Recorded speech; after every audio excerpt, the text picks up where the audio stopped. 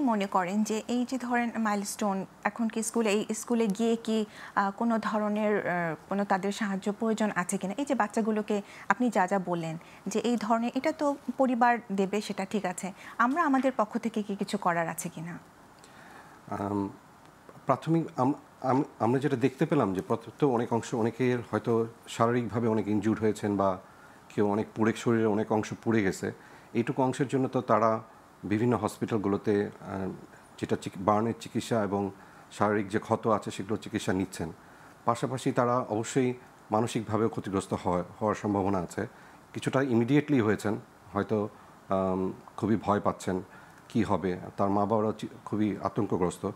সেগুলোর জন্য তাদেরকে আমরা যেটা বললাম যে প্রাথমিকভাবে সেটুকু আশ্বস্ত করা এবং বিভিন্ন মেডিকেল কলেজগুলোতে পেশাজীবীরা, সাইকোলজিস্টরা, অকুপেশনাল থেরাপি, বিভিন্ন পেশা যারা মেন্টাল হেলথ প্রফেশনালস তারা কর্মরত আছেন, তারা সাহায্য সেবায় নিয়ে এগিয়ে আসছেন।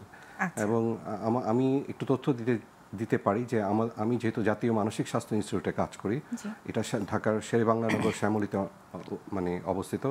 এখান থেকে বাংলাদেশ সাইকিয়াট্রিক অ্যাসোসিয়েশন বা আপনার মেন্টাল হেলথ যে আমাদের ডক্টররা আছেন, এই ফিল্ডের স্পেশালিস্ট ডক্টর, তারা যে অ্যাসোসিয়েশন তারা উদ্যোগ গ্রহণ করেছেন খুব দ্রুতই।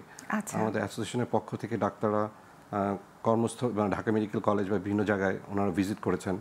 এরপরে আমাদের হসপিটালের থেকে ইমার্জেন্সি সার্ভিস চালু করা হয়েছে। এটা সকাল 10টা থেকে রাত 10টা পর্যন্ত চালু আছে, মানে বহির্বিভাগে।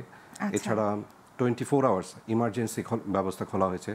মানুষের কথা, তাদেরকে মানুষ যারা ভুক্তভোগী, যারা কষ্টে আছেন বা মানসিক কোনো লক্ষণ দেখা যাচ্ছে, তাদেরকে সরাসরি ফোনে রিচ করা যাবে।